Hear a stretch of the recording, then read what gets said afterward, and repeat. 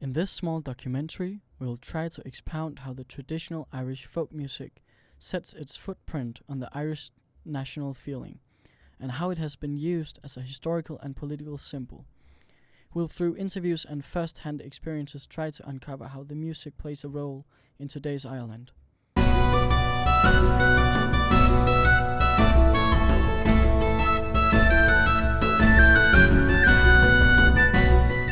Traditional Irish music probably has its origin with the Celts who came to Ireland about 2,000 years ago. The Irish then developed the Celtic music into the genre we today know as Irish folk music. The oldest collections of Irish folk music date back to the 18th century. Since the 1900s, there are at least 10 traditional instruments in use in Gaelic Ireland. The most well-known are the uilleann pipe, the tin whistle, the Irish harp, and the fiddle. There is evidence of the fiddle being used as early as the 8th century. Personally, I play violin and I play classical music, but when I started, I went to a fiddle player. So the fiddle it's the same instrument, but it's just like a different style of playing. So that would have been kind of the first music that I was introduced to, and then switched to classical after a while. But a lot of people, like in my experience, who play classical also would play folk music on the side. So like people who play violin would play fiddle, or maybe someone who plays the flute would also play like the traditional flute. Irish folk music has endured more strongly against the forces of the modern era than the indigenous music of most Western countries. There are two main reasons for that. One is that the country wasn't a battleground in either of the two world wars.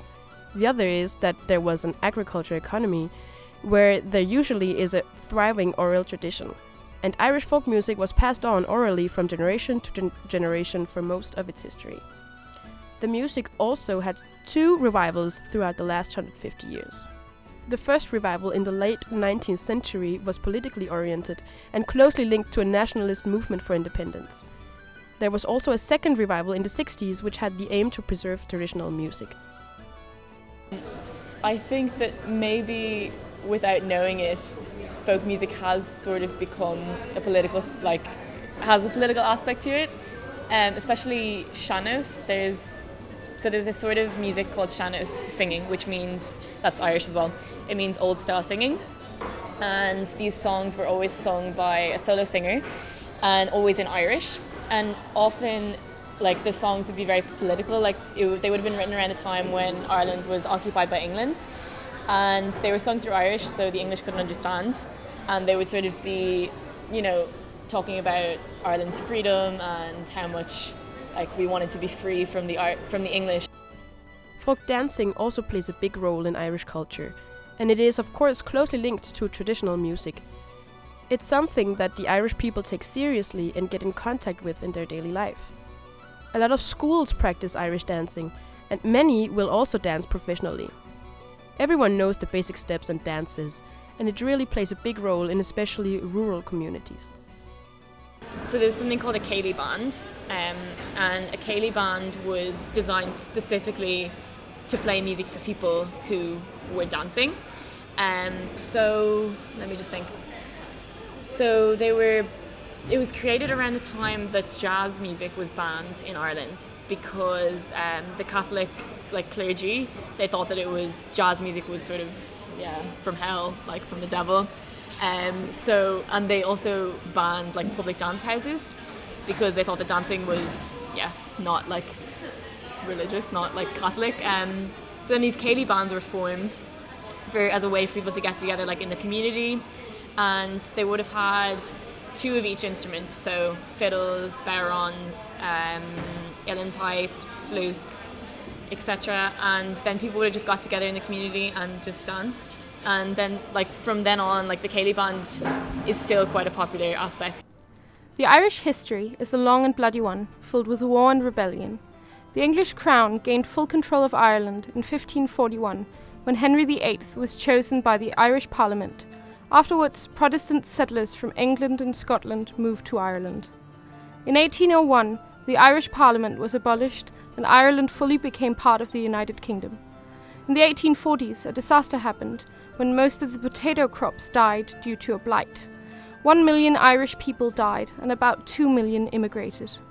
The disaster is known as the Great Famine and left the Irish very dissatisfied with the British, as they felt that they had not done enough. After 800 years of being oppressed by the British, the Irish finally rebelled in 1916. It was an armed rebellion primarily taking place in Dublin, but inflicting Ireland as a whole. It lasted for 6 days, and we know it as the Easter Rising. Men and women fought fiercely to attain their independence. About 3,000 people rebelled all over Ireland, and England sent 16,000 soldiers to stop it. After 6 days and about 500 casualties, the Irish were controlled once again. The British won, and the 16 leaders of the rebellion were executed.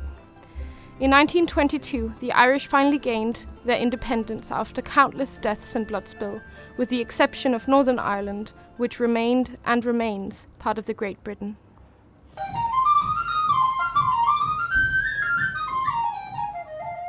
In our experience during our trip to Dublin, most people we met had some kind of relation to traditional national folk music, whether they liked it or not. We went to a concert arranged by a traditional folk music association at a pub/venue, and it felt like the native Irish really had a connection with the culture, and it seems like most of them were frequent visitors at the place to listen to some music. We spoke to a local woman, and she told us we were in for a treat, meaning she actually went there to enjoy the music. During the stay, one evening we went to a local pub which was quite authentic and filled with Irish people, which can be a rarity in the middle of the city.